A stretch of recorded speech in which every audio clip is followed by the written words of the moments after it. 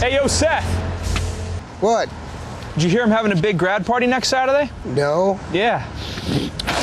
Oh, shit. You're not coming. After Seth Rogen and his writing partner Evan Goldberg would write a script based on their youth growing up in British Columbia and name it Superbad. We just had a lot in common, and so we started hanging out, and we started trying to write Superbad like when we were like 13. Like very quickly, we decided to try to write a movie together. After actors like Jonah Hill, Cerra, and Emma Stone would make a name for themselves as stars of this massive hit film. You have it? I got it, dude. Chill out. All right, man. It's flawless here, dude. Check it out. Look. After Christopher Mintz-Plasse would take on the iconic role of McLovin. First things first, what is your name? My name. It's McLovin. It's been almost 14 years since Superbad first hit theaters back in 2007, which means kids born that same year are just now reaching the age where they might actually finally be able to appreciate this comedic gem that helped launch the careers of a handful of some of Hollywood's biggest stars. This raunchy teen comedy with a whole lot of heart became an instant hit upon release, and the film revolved around two high school best friends, Seth and Evan, who embark on a mission to party and lose their virginities before high school graduation. Sure, that's not exactly the most revolutionary idea in terms of storytelling, but few films have been able to pull off these tropes in such spectacular and hilarious fashion. She looked me in the eyes and said, Seth, Mama's making a puby salad and I need some Seth's own dressing. She's DTF. She's down to man. P and Vg. She wants to man. Now that this film is ready to be enjoyed by an entirely new generation of fans that are finally old enough to watch it, I thought it might be fun to take a look at not only where some of the talented cast members have ended up, but whether or not we'll ever get a sequel to this comedy blockbuster. Hey, what's poppin', guys? Your boy Marlon Palmer back at it again with a brand new video. This one taking a look at the cast of Superbad and asking, where are they now? For the most part, the majority of this cast is still acting their ass off. Only now, they're more successful than ever. So if you ever wondered what happened to McLovin, stay tuned because you're about to find out. Don't forget to follow me on Instagram at DadDudeMcFly and let me know what you think. Let's get into the story.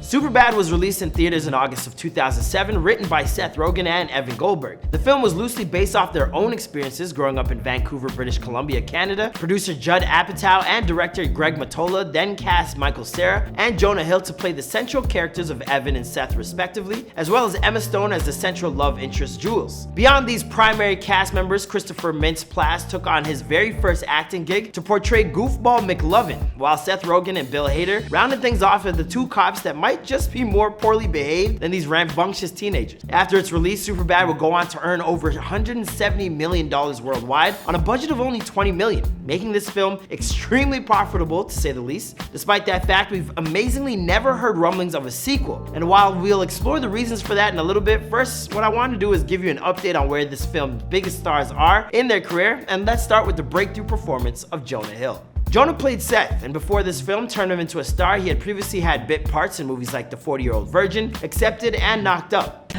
So I guess I'll just give you some money and you can give me these shoes and... Superbad would turn Jonah into a household name and one of the most successful actors of his generation, both critically and commercially. At first, he followed up his film with further comedies like Forgetting Sarah Marshall, Get Him to the Greek, and This Is the End. Then by the time 21 Jump Street was released in 2012, he was earning himself a screenwriting credit as well. Like, just comedic bangers. Wow. Just stick it in. I don't know. I've never done this before. Stick it in. Go.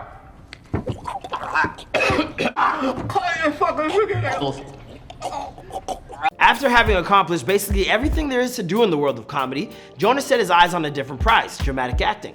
And he took on performances that seemed completely out of his comfort zone in movies like Moneyball and The Wolf of Wall Street, both of which would change the way audiences looked at him and earn him 2 Oscar nominations in the process. By the way, he bodied Wolf of Wall Street. Bodied it. Hey, Jonah, how are you? Hey, how you doing? Good, man. Maybe like a Diet Coke or something? Wow. I'm just a little parched from all the red carpet banter, Oscar nom stuff. More recently, Jonah appeared in the Netflix miniseries Maniac, as well as wrote and directed his first feature film, Mid-90s, in 2018. He also got engaged to Gianna Santos in 2019, only for the two of them to eventually split 1 year later. Next up, he'll be starring in Adam McKay's film called Don't Look Up, about 2 astronomers who attempt to warn mankind about an approaching comet alongside Leonardo DiCaprio and Jennifer Lawrence. With a cast like that, where do I sign up? Moving on, Michael Cerra played Jonah's best friend Evan, and at the time Michael landed this role, he was already no stranger to the world of comedy. George Michael Bluth is a cool guy.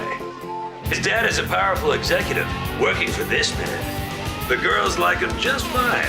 Young and old, it doesn't matter. That's right, before Superbad, Michael Cerra starred in the hit series Arrested Development as George Michael. And seriously, if you've never seen this series before, you're doing yourself a great disservice. Now, 2007 was a huge year for Michael. Not only did Superbad see release, but so too did his other hit film, Juno, which would go on to get nominated for a number of Academy Awards, even if none of those were for Michael. Wow, your shorts are like especially gold today.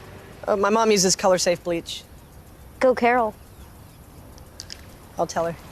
Following the success of those films, Michael would continue to star in a number of films as a leading man, including the likes of Nick and Nora's Infinite Playlist in 2008 and Scott Pilgrim vs. the World in 2010. He also continued to star in Netflix's revival of Arrested Development, and while those two seasons have their bright spots, they simply never reached the heights of the former three. By 2014, he was ready to make his debut on Broadway, starring in a production of This Is Your Youth, which would earn him a prestigious Tony Award nomination, and he would return to the stage in further productions of Lobby Hero and The Waverly Gallery, both in 2018. That same year, he married his longtime girlfriend Nadine, and most recently has gone on to star in Netflix's series Medical Police, while lending his voice to the upcoming film The Lego Batman Movie 2, set to release in 2022. Can we use code names?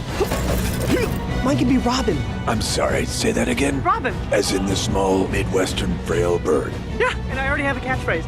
Tweet, tweet on the street. Now, perhaps no one made as big an impression on movie-going audiences in Superbad as newcomer Christopher Mintz-Plasse did as Fogel, aka McLovin. When this film was being cast, Christopher was such a newcomer to the scene that he didn't even have any professional headshots, so he simply took a few with his cell phone and sent them along. Amazingly, it worked. He was cast in the fan-favorite role of McLovin and delivered a performance that would catapult him into stardom. Unfortunately, it would also become something of a double-sided sword because he nailed it so perfectly that he began to get typecast. When he'd pop up in later projects like Role Models, Pitch Perfect, or even the Kick-Ass franchise, it was always to play some variation of his whiny and nerdy character from Superbad.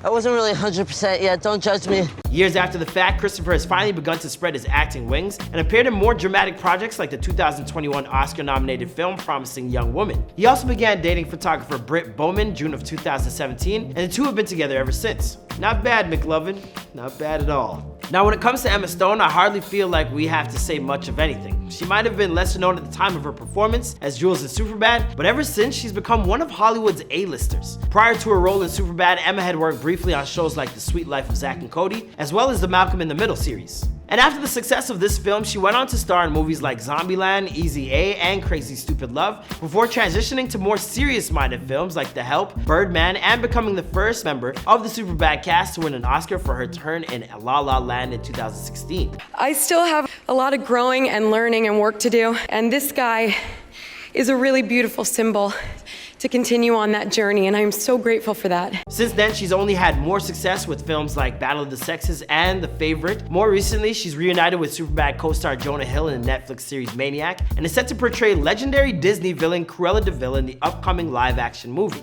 Emma also married writer and director Dave McCary in 2020, and they welcomed their first child, a baby girl, in March of 2021. Now, Seth Rogen might have written Superbad with the intention of starring as the main character, but by the time the film was picked up to be shot, he was self-aware enough to realize that he was already too old for the part. So he decided to insert himself alongside Bill Hader as a seriously funny cop named Officer Michaels. Prior to Superbad, Seth had made a name for himself in a series of Judd Apatow-produced projects like the series Freaks and Geeks, as well as Undeclared, before moving on to Judd's feature films, The 40-Year-Old Virgin, and his star-turning performance in Knocked Up. I'm Canadian. Oh, that's From Vancouver. I live here illegally, actually. Don't tell anyone. But it works out in my advantage, I think, ultimately, because I don't have to pay any taxes. So this kickstarted a massive decade for Seth that would see him become one of the most popular comedy stars of his era and some of the biggest comedy hits of the 21st century, including Pineapple Express, Funny People, Neighbors, and 2014's The Interview. there's a tiger. It's a tiger. It's a tiger.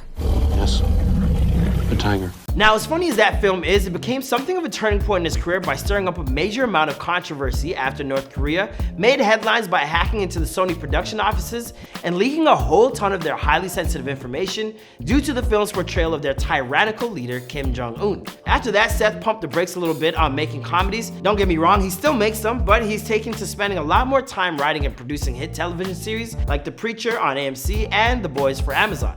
We were all, it was a wonderful thing as producers. We were like, this is way better than I ever could have hoped it was going to be. Finally, we cannot talk about the cast of Superbad without mentioning Bill Hader, who played Seth's partner, Officer Slater. Prior to this performance, Bill was best known as cast member of SNL, but he'd also pop up briefly in films like Knocked Up and Hot Rod.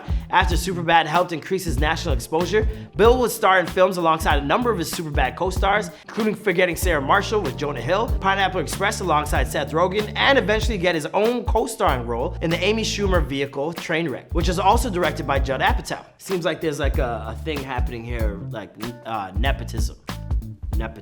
Beyond his film work, Bill has also helped write and create episodes of South Park since 2008, and has more recently created his very own HBO series, Barry, where he plays a hitman looking to get out of the business by becoming an actor. I can't work for you anymore, all right? You gotta find someone else. Well, do you know any other assassins? No. If you haven't seen that show, much like with Arrested Development, I'd recommend doing so at your earliest convenience. It's that good. And has earned Bill not 1, but 2 Emmy Awards for Best Actor in a Comedy Series. Now, before we get out of here, I thought we'd take a look into why we've never seen a sequel to this hit film. I mean, if a movie like American Pie has like half a dozen spin-offs, why can't this one? Well, to be honest, it's not for a want of trying. Judd Apatow has often revealed that his affection for these characters has made him dream about making a sequel, which would follow Seth, Evan, and McLovin as they went off to college. Even Emma Stone has told reporters that she'd be willing to make the sequel for free because she had so much fun making the first. But it seems like the biggest holdup is writer Seth Rogen, who's worried about harming the legacy of his original film. He told LAD Bible in 2020, "I'm so terrified of subtracting from it in any way with a bad sequel or spin-off that I'd never do it. I have so few actual good accomplishments that I'm horrified to with the ones I have." And while I think Seth is being more than a little facetious with that last comment, I can understand where he's coming from. No one wants a repeat of Neighbors 2 Sorority Rising. No one. Honey, I'm completely and totally... Instead, the closest we've ever come to a sequel is when the cast reconvened in October of 2020 to watch the film virtually. The film was screened for viewers who donated any amount of money to the Democratic Party before the 2020 election, and the cast took to the virtual stage to reminisce about the behind-the-scene moments, like when Seth got shingles during the first week of production and couldn't visit the set, or the time that Michael Cerra got the worst food poisoning of his life from a pasta dish at the Cheesecake Factory. So it sounds like these memories are gonna have to hold you guys over for a long time if you're looking for news stories related to the universe of Superbad, but hey, you'll always be able to go back and watch the original film all over again. As for the rest of the story, well, I think we'll bring this video to an end right here. After all, this is Where Are They Now? And you're all caught up with the recent history of the cast of Superbad. What did you guys think of this video? Be sure to let me know in the comments down below. Make sure you guys follow us on Instagram at Before They're Famous, and I'll see you guys in the next video.